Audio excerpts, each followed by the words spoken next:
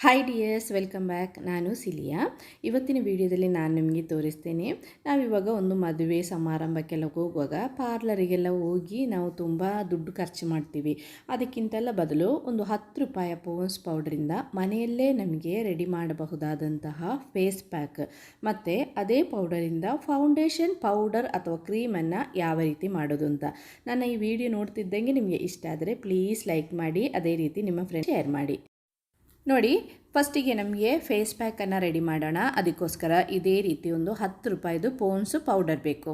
ಆಮೇಲೆ ನಿಮ್ಮ ಹತ್ರ ರೋಸ್ ವಾಟ್ರ್ ಇದ್ದರೆ ರೋಸ್ ವಾಟ್ರನ್ನು ತಗೊಳ್ಳಿ. ನಾನಿವಾಗ ರೋಸ್ ವಾಟ್ರನ್ನು ತಗೊಂಡಿದ್ದೀನಿ. ನಿಮ್ಮ ಹತ್ರ ರೋಸ್ ವಾಟ್ರ್ ಇಲ್ಲ ಅಂದರೆ ಕುದಿಸಿ ಆರಿಸಿದ ಸ್ವಲ್ಪ ನೀರು ಸಾಕು. ಇನ್ನು ಇದೇ ರೀತಿ ಒಂದು ಬೌಲ್ ತೆಗೋಬೇಕು. ಆ ಬೌಲಿಗೆ ಪೌಡರನ್ನು ಹಾಕಬೇಕು. ನಮ್ಮ ಮುಖಕ್ಕೆ ಕುತ್ತಿಗೆಗೆಲ್ಲ ಹಾಕಲಿಕ್ಕೆ ಎಷ್ಟು ಬೇಕಾಗುತ್ತೆ ಆ ಒಂದು ಅಳತೆಯಲ್ಲಿ ಪೌಡರನ್ನು ಬೌಲಿಗೆ ಹಾಕ್ಕೊಂಡು ಅದಕ್ಕಿನ್ನು ನಾವು ರೋಸ್ ವಾಟರನ್ನು ಆ್ಯಡ್ ಮಾಡಬೇಕು. ರೋಸ್ ವಾಟರ್ ನಿಮ್ಮ ಹತ್ರ ಇಲ್ಲಾಂದರೆ ಚಿಂತೆ ಮಾಡಬೇಡಿ, ಸ್ವಲ್ಪ ಕುದಿಸಿ ಆರಿಸಿದ ನೀರನ್ನು ಹಾಕಿದರೂ ಆಗುತ್ತೆ. ಈ ರೋಸ್ ವಾಟರನ್ನು ಸಹ ನಾನು ಇದಕ್ಕೆ ಹಾಕಿ ಚೆನ್ನಾಗಿ ಇದನ್ನು ಮಿಕ್ಸ್ ಮಾಡಬೇಕು. ಇದೇ ರೀತಿ ಒಳ್ಳೆ ಮಿಕ್ಸ್ ಆಗಬೇಕು. ರೋಸ್ ವಾಟರ್ ಮತ್ತು ಆ ನೀರು ಈ ಥರ ಮಿಕ್ಸ್ ಮಾಡ್ತಾ ಇರುವಾಗ ಒಳ್ಳೆ ಒಂದು ಸ್ಮೆಲ್ ಬರುತ್ತೆ ನಮಗೆ. ಇದು ನೋಡಿ, ಈಗ ಸ್ವಲ್ಪ ನೀರು ಜಾಸ್ತಿ ಇದೆ. ನಾವು ಸ್ವಲ್ಪ ಒಂದು ಫೇಸ್ ಪ್ಯಾಕ್ ಇದ್ದು ಒಂದು ಕನ್ಸಿಸ್ಟೆನ್ಸಿ ಅಂದರೆ ಸ್ವಲ್ಪ ತಿಕ್ಕಾಗಿರಬೇಕು, ಆದರೆ ತುಂಬ ನೀರು ಥರನೂ ಅಲ್ಲ, ಅದು ತುಂಬ ಡ್ರೈ ಆಗುತ್ತೆ. ಅದಕ್ಕೋಸ್ಕರ ನಾವು ಸ್ವಲ್ಪ ಸ್ವಲ್ಪ ಪೌಡರನ್ನು ಹಾಕಿ ಒಂದು ತಿಕ್ ಪ್ಯಾಕ್ ಪೇಸ್ಟ್ ಥರ ಮಾಡ್ಕೋಬೇಕು. ನೋಡಿ, ಇವಾಗ ನಮ್ಮದು ಪ್ಯಾಕ್ ರೆಡಿ ಆಯಿತು. ಇನ್ನು ನಾನು ಮುಖಕ್ಕೆ ಹಚ್ಚಿ ನಿಮಗೆ ತೋರಿಸ್ತೀನಿ. ಇದೇ ರೀತಿ ನಮ್ಮದು ಮುಖದಲ್ಲಿ ಮುಖ ನಾವು ಇವಾಗ ಈ ಫೇಸ್ ಪ್ಯಾಕನ್ನು ಹಚ್ಚೋದಕ್ಕಿಂತ ಮುಂಚೆ ಮುಖವನ್ನು ಚೆನ್ನಾಗಿ ಕ್ಲೀನ್ ಮಾಡ್ಕೋಬೇಕು. ಕ್ಲೀನ್ ಮಾಡಿ ಆದಮೇಲೆ ಇದೇ ರೀತಿ ಎಲ್ಲ ಕಡೆ ಹಚ್ಚಬೇಕು. ಅದೇ ರೀತಿ ನಮ್ಮ ಕುತ್ತಿಗೆಗೆ, ಕಿವಿಯ ಹಿಂಭಾಗದಲ್ಲಿ ಎಲ್ಲ ಇದನ್ನು ಹಚ್ಚಿ ನಾವೊಂದು 10 ರಿಂದ 15 ನಿಮಿಷ ಇದನ್ನು ಇದೇ ರೀತಿ ಬಿಡಬೇಕು. ರೋಸ್ ವಾಟರ್ ಮತ್ತು ಪೌಡರ್ ಒಳ್ಳೆ ಸ್ಮೆಲ್ ಬರ್ತಾ ಇದೆ. ಅದೇ ರೀತಿ ಈ ಪ್ಯಾಕನ್ನು ನಾವು ಮುಖಕ್ಕೆ ಹಚ್ಚುವಾಗ ಒಂದು ಸ್ವಲ್ಪ ಉರಿ ಆಗುತ್ತೆ, ಆದರೆ ಟೆನ್ಷನ್ ಮಾಡಬೇಡಿ, ಏನಾಗೋದಿಲ್ಲ. ಇದನ್ನೆಲ್ಲ ಚೆನ್ನಾಗಿ ಇದೇ ರೀತಿ ಮುಖಕ್ಕೆ ಹಚ್ಚಬೇಕು. ಹಚ್ಚಿ 10 ರಿಂದ 15 ನಿಮಿಷ ನಾವು ಇದನ್ನು ಬಿಡಬೇಕು. ಆಮೇಲೆ ಇದೇ ರೀತಿ ಒಳ್ಳೆ ಡ್ರೈ ಆಗುತ್ತೆ. ಆ ಪೌಡರೆಲ್ಲ ನಾವು ಇದೇ ರೀತಿ ಮುಟ್ಟಿದಾಗ ಪೌಡರ್ ಕೈಗೆ ಹಚ್ಚಿದಾಗೆ ಆಗುತ್ತೆ. ಆಮೇಲೆ ಇನ್ನು ಸ್ವಲ್ಪ ತಣ್ಣೀರು ತಗೊಂಡು ಒಂದು ಟಿಶ್ಯೂ ಅಥವಾ ಒಂದು ಕಾಟನ್ ಬಟ್ಟೆ ತಗೊಂಡು ಇದೇ ರೀತಿ ಅದನ್ನೆಲ್ಲ ಕ್ಲೀನ್ ಮಾಡಬೇಕು. ಅದೇ ರೀತಿ ಈ ಪ್ಯಾಕನ್ನು ಮಾಡಿ ಇಟ್ಕೋಬಾರ್ದು.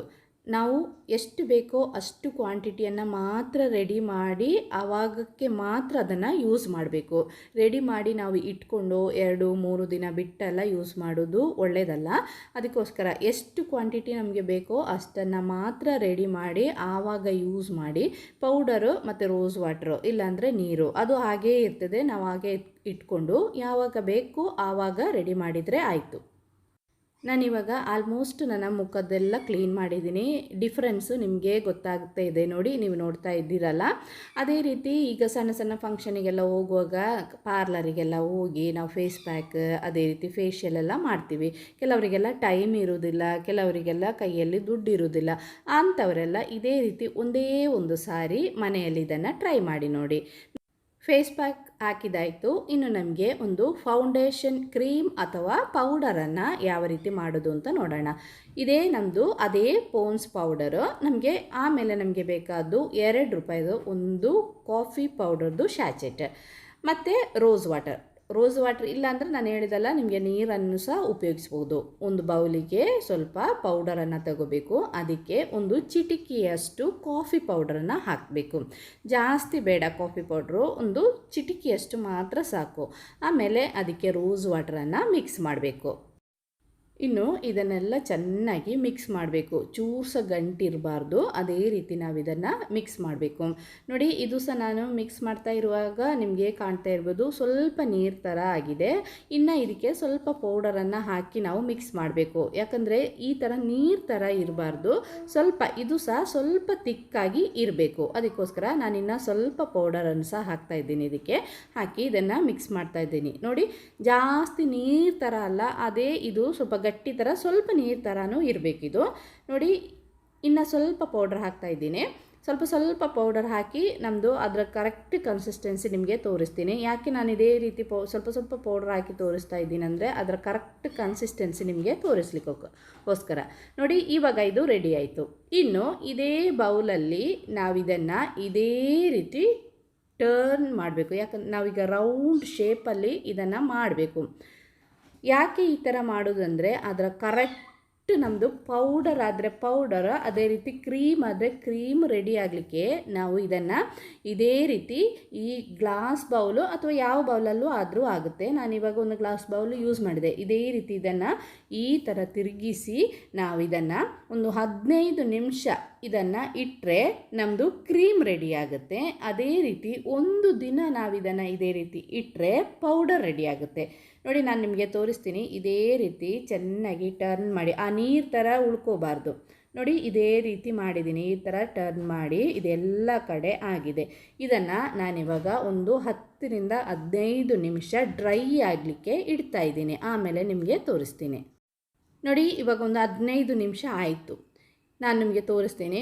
ಈ ಥರ ತೆಗೆದ್ರೆ ನೋಡಿ ಕ್ರೀಮ್ ಇದು ಕ್ರೀಮ್ ಥರ ನಮಗೆ ಮುಖಕ್ಕೆ ಹಚ್ಚಲಿಕ್ಕೆ. ನಾನೀಗ ಕೈಯಲ್ಲಿ ನಿಮಗೆ ಹಾಕಿ ತೋರಿಸ್ತೀನಿ ಅದರದ್ದು ಡಿಫ್ರೆನ್ಸ್. ಈ ಥರ ನಾವೊಂದು ಫಂಕ್ಷನಿಗೆಲ್ಲ ಹೋಗುವಾಗ ಮಾಡಿ ತಕ್ಷಣಕ್ಕೆ ತಗೊಂಡು ಇದನ್ನು ನಾವು ಹಚ್ಚಿದರೆ ಒಳ್ಳೆ ಒಂದು ನಮ್ಮದು ಸೇಮ್ ಫೌಂಡೇಶನ್ ಕ್ರೀಮ್ ಯಾವ ರೀತಿ ನಾವು ಮುಖಕ್ಕೆ ಹಚ್ತೀವೋ ಅದೇ ರೀತಿ ನಾನು ನನ್ನ ಮುಖಕ್ಕೆ ಸಹ ಹಚ್ಚಿ ನಿಮಗೆ ತೋರಿಸ್ತೀನಿ. ನೋಡಿ ಇದು ಕ್ರೀಮ್. ನಾನಿವಾಗ ಒಂದು 10ರಿಂದ 15 ನಿಮಿಷ ಮಾತ್ರ ಇಟ್ಟಿದ್ದು. ಅದೇ ನಿಮಗೆ ಹೇಳಿದಲ್ಲ, ಒಂದು ದಿನ ಒಂದು 24 ಅವರ್ಸ್ ನಾವು ಇದು ಇಟ್ಟರೆ ಒಳ್ಳೆ ಡ್ರೈ ಆಗಿ ಪೌಡರ್ ಥರ ಆಗುತ್ತೆ. ಆಮೇಲೆ ನಮಗೆ ಪೌಡರ್ ಥರ ಇದನ್ನು ಮುಖಕ್ಕೆ ಹಚ್ಬೋದು. ಇನ್ನು ನಮ್ಮದು ಫೌಂಡೇಶನನ್ನು ಮುಖಕ್ಕೆ ಹಚ್ಚೋದು ಯಾವ ರೀತಿ ಅಂತ ತೋರಿಸ್ತೀನಿ. ನಾವು ಯಾವ ಕ್ರೀಮ್ ನೀವು ಮುಖಕ್ಕೆ ಹಚ್ತೀರೋ ಆ ಕ್ರೀಮನ್ನು ಫಸ್ಟಿಗೆ ಮುಖಕ್ಕೆ ಹಚ್ಕೋಬೇಕು. ನಾನಿವಾಗ ನೀವಿಯಾ ಕ್ರೀಮ್ ಹಾಕೋದು ಮುಖಕ್ಕೆ. ನಾನು ಜಾಸ್ತಿ ಮೇಕಪ್ ಎಲ್ಲ ಹಾಕೋದಿಲ್ಲ. ಫಸ್ಟಿಗೆ ಕ್ರೀಮ್ ಯಾವುದು ಕ್ರೀಮ್ ಹಾಕ್ತೀವೋ ಆ ಕ್ರೀಮನ್ನು ಮುಖಕ್ಕೆ ಹಚ್ಚಿ ಆಮೇಲೆ ನಾವು ರೆಡಿ ಮಾಡಿ ಇಟ್ಟಿರುವಂತಹ ಈ ಫೌಂಡೇಶನ್ ಕ್ರೀಮ್ ಇದೆಯಲ್ಲ ಇದನ್ನು ತೆಗೆದು ಮುಖಕ್ಕೆ ಎಲ್ಲ ಕಡೆ ಚೆನ್ನಾಗಿ ಹಚ್ಚಬೇಕು. ಅದರದ್ದು ಡಿಫ್ರೆನ್ಸ್ ನಾನು ನಿಮಗೆ ತೋರಿಸ್ತೀನಿ.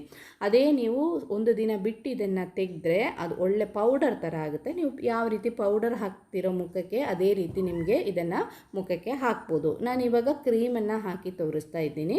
ಇದೇ ರೀತಿ ನಿಮಗೆ ಮುಖಕ್ಕೆಲ್ಲ ಹಾಕಿ ನಿಮ್ಮದು ಯಾವ ಮೇಕಪ್ಪನ್ನು ನೀವು ಹಾಕ್ತಿರೋ, ಈಗ ಲಿಪ್ಸ್ಟಿಕ್ ಅದೇ ರೀತಿ ಅದನ್ನೆಲ್ಲ ಹಾಕಿ ನಿಮಗೆ ರೆಡಿ ಆಗ್ಬೋದು. ತುಂಬ ಒಳ್ಳೆಯದಿದು. ಎಲ್ಲರೂ ಒಂದೇ ಒಂದು ಸರ್ತಿ ಟ್ರೈ ಮಾಡಿ ನೋಡಿ.